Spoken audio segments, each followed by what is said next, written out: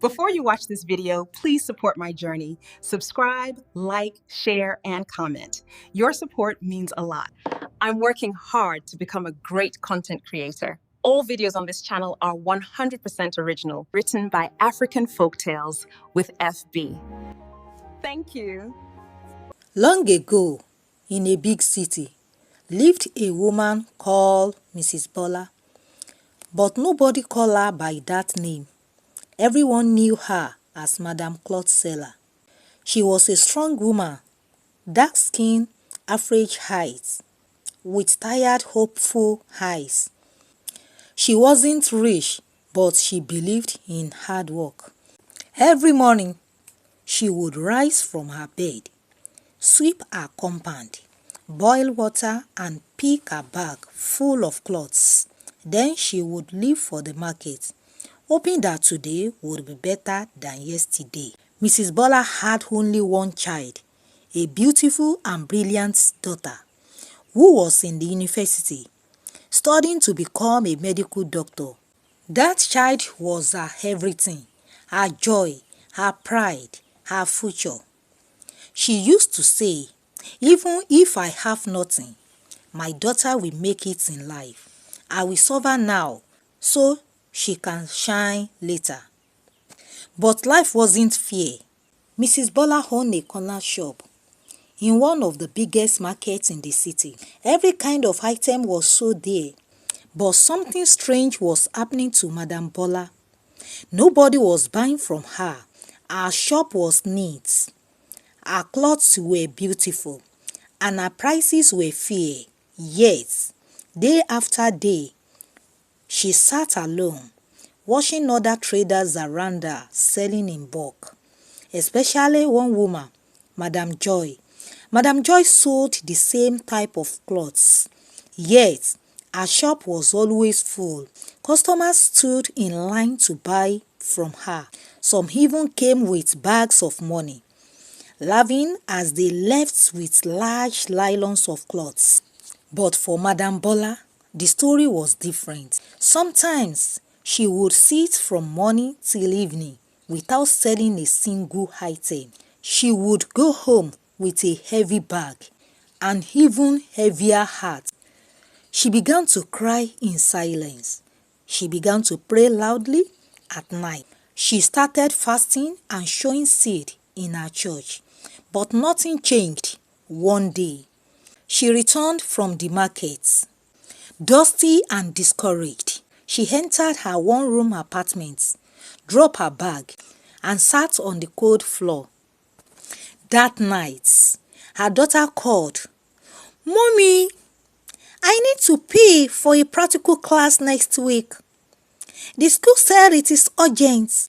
Madam Bola froze. She checked her bag. Not one sale, not even 50 naira. After the call, she stared at the ceiling. That night, she broke down completely. "God, where are you?" she cried. "I've done everything. Why is my life like this?" The next day, she went to the market again. And that was the day she made a decision that changed her life forever. She stood up from the quiet shop, walked to Madam Joy's crowded shop, and waited until the customers left. Then she said quietly, "Joy, please help me. We sell the same clothes, but nobody comes to me. What are you doing that I am not doing? Please." Madam Joy smiled calmly and pulled her aside. "You really want to know?" she asked. "Yes," Madam Bola replied. "Are you ready to do what I am doing?" Madam Bola stated. "What exactly are you doing, Madam Joy?" Madam Joy looked around and whispered, "If you want your shop to boom, I will take you to someone, but you must tell no one. Not your child, not your pastor. If you are ready, I will come for you next week." Madam Bola nodded. The fear of remaining poor silenced her caution. A week later, Madam Joy came early. They boarded buses and walked into a strange part of town. Finally, they arrived at a hiding compound, painted red and black. A tall old man came out. His eyes were empty. He introduced himself as Baba Jele. "You want customers?" he asked. "Yes," Madam Bola nodded. "Then you must give something. There is no blessing without blood."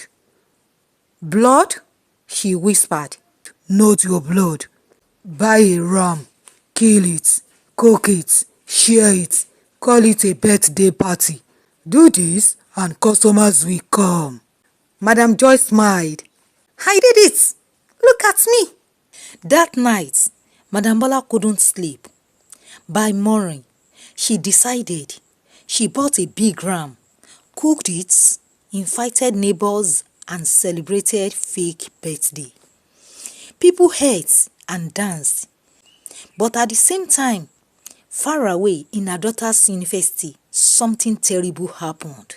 Her daughter collapsed during a lecture. The next day, the phone rang. "Mommy, your daughter fainted. She's in the hospital." Madam Bola dropped her phone. She remembered Baba Jele's words. "You must give something." She screamed. "What have I done? What have I done?" She ran to the hospital. Her daughter lay unconscious, connected to machines. The doctor said, "There is no illness. It is like something inside her shut down." Madam Bola knew the truth. That night, she returned to Baba Jele's house, crying. "Please," she begged, "take me inside." Baba Jele replied, "You want her back? Then confess publicly. Go back to the market. Tell the truth." She fasted. She prayed. On the third day, she stood in the market and confessed everything. People shouted. Some insulted her. Some were shocked. But she spoke anyway. After that, she returned home and waited. At 3 a.m., a strange voice whispered, "You have passed the test. Go to her." She ran to the hospital. "She's awake." The nurse smiled. Her daughter opened her eyes and said, "Mommy, I heard your voice calling me back." Madam Bola fell on her knees and thanked God. Weeks later, her daughter recovered fully. Madam Bola left the market and started afresh, this time with honesty. Her daughter graduated with honors. Madam Joy was never seen again. Never let depression push you into darkness. There is no shortcut without a price. What saved Madam Bola was not rituals. It was truth, repentance, and courage. If you enjoyed this story, subscribe, like, share, comment your thoughts.